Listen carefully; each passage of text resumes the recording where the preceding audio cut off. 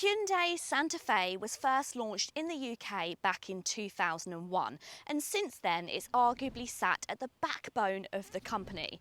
As Hyundai has grown, so have the sales figures for the Santa Fe, and now it's in its fifth generation, and that latest fifth generation model is sitting behind me. Hi guys, I'm Tish and welcome back to Auto Social UK. In today's video, I'm going to tell you all the radical changes for the new Santa Fe, as well as the things that have stayed the same, which controversially are the engines when the vehicles got bigger. So are they still sufficient for a vehicle of this size? Well, if you want to find out the answer to those questions, then please keep watching. I've also been chatting to my friends at John Banks. As you know, I do a bit of work for those guys, and we've been thinking up ways that my viewers can get special offers on the Santa Fe. Now, they're not offering any money off at the moment across all of the Santa Fe's in the UK, but they did say that for my viewers, you can get £250 towards accessories for the new Santa Fe, of which there's quite a few. So if you want to check out that offer, then click the link down below and chat to the guys at John Banks Hyundai. Right, let's get into the video. And first of all, let's talk about those radical style changes, because this is really quite striking. Of course, it now has a much more boxy shape. It has a real presence on the road, and a lot of people have said it looks a little bit Range Rover-like, which I completely agree with. You've of course now got the new signature headlamps, which are in the H shape, so this is instantly recognisable as a Hyundai. You've also got the great big badge which sits on the front of the bonnet as well. Now, the model that I have is in the top spec calligraphy trim, and it's in this wonderful olive green. I love this colour, especially contrasting with the black wheels. It looks really sporty. What I love about Hyundai with the Santa Fe, they've not been afraid to use colour.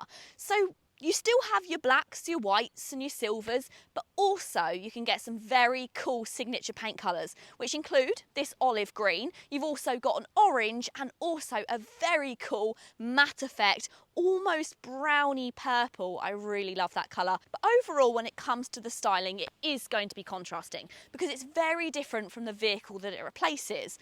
But I actually really love this. I think it looks great. But what a lot of people say is it might look great from the front, but the back, not quite so much. Some people have remarked that it looks like the designer has spent loads of time on the front of the Santa Fe and then kind of forgotten about the back. But I think that's a little bit harsh because it does have some design elements I really like. I like this extended spoiler, and you've also got the gloss black underneath which runs into this rear quarter. You've also got those H headlamps which are mirrored from the front of the vehicle, and you also get quite a nice gloss black bottom bumper as well. Although because this is the top spec calligraphy trim, you do get some nice extras that perhaps you don't get on the other versions of the Santa Fe. But overall, the Santa Fe is all about function. And the reason why you've got such a boxy shape is because there's loads of space, which I'm going to go into in a bit more detail later on. There is honestly enough cup holders in this car for possibly the whole population of a small village. And I do think that people, when it comes to designs, they take a little bit of time to warm up to them. Especially in this colour, this reminds me a lot of the Defender.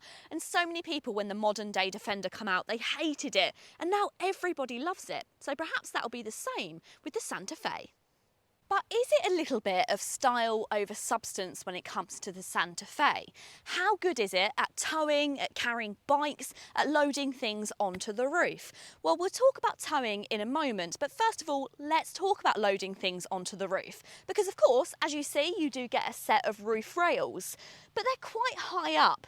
Now, Hyundai have an answer to this.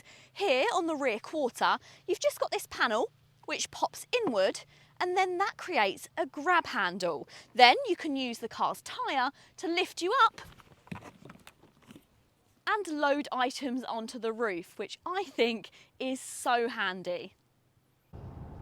As I alluded to at the beginning of this video, not everything has changed with the new Santa Fe. In fact, the engines have been brought across from the existing car. Although not all engines made the cut. Unfortunately, the diesel is no longer available for the Santa Fe. And I'll explain why that's unfortunate in a moment. But for now, let's talk about the engines which are available. And every new Santa Fe does come with some kind of hybrid electrification. There's two engines to choose from. You've got a self-charging hybrid and also a plug-in hybrid. Let's start with the self-charging hybrid. It uses a 1.6 litre petrol engine. It gets around 215 PS. It will go from 0 to 62 in just over 10 seconds, and also is available in either two-wheel as standard or all-wheel drive as an optional extra. Now, the second engine is the plug-in hybrid. This uses the same 1.6 litre engine, but it's slightly more powerful. It gets just over 250 PS. Of course, you've got a longer all-electric range, and it's as standard as an all-wheel drive. Some people have mentioned that everything with the new Santa Fe has gotten bigger, apart from the engines. They're still pretty small for the size of car, especially when you're carrying 6 people. But during the 7 hours that I spent with the car covering all manners of terrain, it coped incredibly well. Mind you, I can only speak for having one person in the car. Whether it becomes strained at full capacity will be a test for another day. All I know is that the ride was comfortable and composed. So what's my problem with the loss of diesel? Well, it's all tied to the Santa Fe's towing capabilities.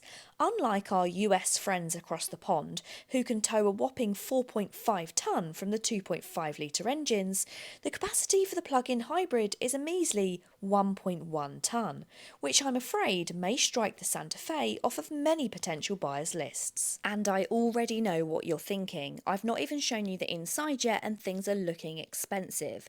Well, you're right. With bigger space, bigger style and bigger tech, it all comes with a bigger price tag. All models feature 7 seats as standard, and they start from £46,775 for the premium model in two-wheel drive self-charging configuration, all the way up to £57,635 for the plug-in hybrid calligraphy model. Still, that leaves you with a few £1,000s in your pocket left over from a Defender. It also isn't just the exterior which has had the style treatment. The interior is also strikingly different, featuring full leather upholstery and a functional and practical cabin which is laden with gadgets and spec. First of all, we'll talk about storage. You've got loads of storage inside this centre armrest, which can not only be accessed from the front seat passengers, but you can also access it from the back, which is great. You've also got 2 double cup holders. They're really large, and they also have the little spongy parts which hold in smaller cans as well. You've also got loads of storage underneath the centre console, very similar to like you'd get in an electric car when you don't need a centre console. And just like electric vehicles, the transmission has also been moved from the centre to be behind the steering wheel. That means you get loads of lovely space here. You've got 2 wireless charging pads. Now this is fantastic because I've got 3 mobile phones, 2 here and 1 there, and I've had no issues at all being able to charge all my devices. You've got 2 USB-C chargers up front here, and a little tip if you're going into a new Hyundai product, if you're having problems connecting your mobile phone to Apple CarPlay and Android Auto via the wire, it may be because you just need to press this button and that switches it from charging to switching it to connectivity, which I think is quite good, because that means if somebody has their Apple CarPlay wirelessly connected and then you get into the car and you want to plug your phone in, you can switch it so that it just charges it without interfering into their infotainment. You've then got a completely separate climate control screen. Now this is very much a touch screen and it can be a little bit difficult at times to press those buttons, but I really like this. It's kind of the best of both worlds. You've got loads of lovely physical buttons, and then you've got a very sleek climate control system there in the middle. You have got physical dials to turn up and down your climate control, and then you've got a few more functions, including your heated seats, your cooled seats, and also your heated steering wheel, which can be found in the centre. Above that, you've got lots of buttons. You've got shortcuts to everything on your infotainment system. So shortcut to your map, shortcut to your home, and this makes using the infotainment system really simple. And talking of which, it is extremely good. It's the same one that you'll find in other products like the Ioniq 5, the Ioniq 6. It's really responsive to touch. Really easy to find things, and there's loads of shortcuts to help you out as well. And then you have this next little storage section here. Now this is not just a handy storage section. On this trim, this also doubles up as a UV device sanitizer, which is a little bit mind-blowing. So you pop your devices into there, turn this UVC button on in the center console, and then it sanitizes your devices, which is brilliant. You can tell when they designed this, can't you? It was right amidst the COVID outbreak, and of course at that time we were really worried about cleanliness, and we still are, but it's not at our forefront of our mind. But I do think things like mobile phones, which get sticky and icky, just to have a little kind of area that you can pop them and know that they're nice and sanitized, I really quite like that. But in terms of quality and layout, I really don't think it can be beaten in here. You've got a lovely steering wheel, nice big steering wheel, big physical buttons on the steering wheel. You've got your stalks behind them, but it's not too busy. You have got your drive modes, which is just behind the steering wheel as well. The seats are super high quality. These are also electrically adjusted, and you also have the little controls on the side of them as well, so rear seat passengers can move around the front seats. I just think it's a really thoughtful and practical cabin. Moving on to the rear of this cabin, and you start to see just how thoughtful Hyundai have been with their designing in making sure that all their passengers are so comfortable inside the Sante Fe. So in the rear here, I've got once again these lovely leather seats, and I've also got a sliding bench which slides in two parts. So you've got this part in the centre, and then you can also slide this seat back as well. You can also recline your seats, so you can have a really lovely seating position when sitting in the back. But it doesn't end there. You also get access to hooks on the backs of the seats. You can even have something to mount an iPad holder on the back of the headrests. You have access to that rear storage, which enters into the centre console. You also have these seat pockets, and you've got USB-C charging hidden inside the seats, which I think is absolutely fantastic. But do you know where they really shine? It's somewhere where I think Hyundai were going for some kind of world record, and that's cup holders. So we've got 4 cup holders in the front. You've got 2 in the middle and 2 in the doors. But in the back here, you will find 2 cup holders for either side of the doors.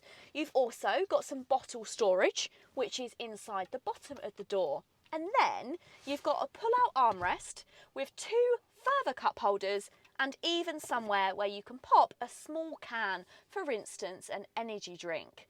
That means that just in this middle part of the Sante Fe, you will find 1, 2, 3, 4, 5, 6, 7, 8, 8.5 cup holders.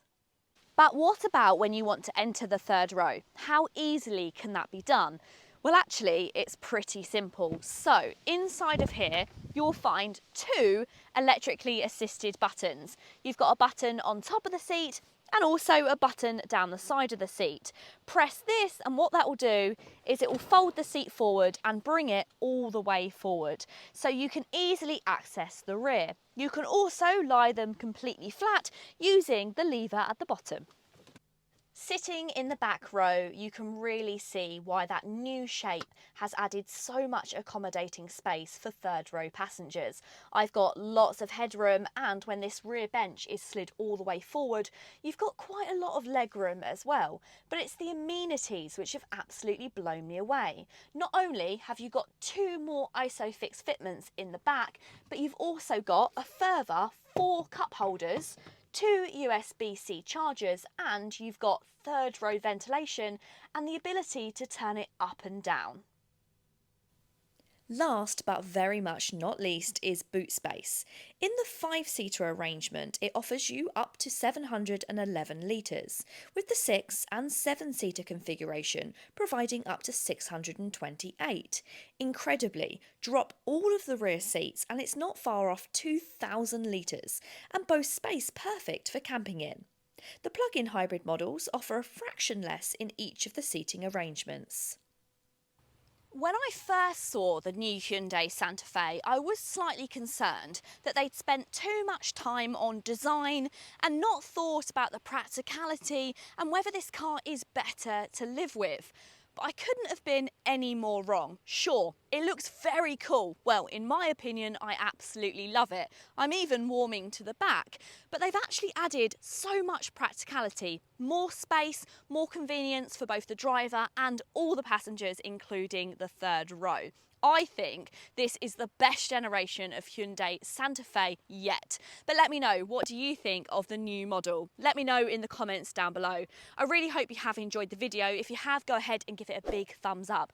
And if you wanted to see more videos like this, then hit the subscribe button. Also, if you wanted to take advantage of the latest offers on the Santa Fe and £250 towards accessories, then make sure you click the link in the description box and head to John Banks Hyundai Cambridge. Thanks so much for watching, guys. Until next time, see you later.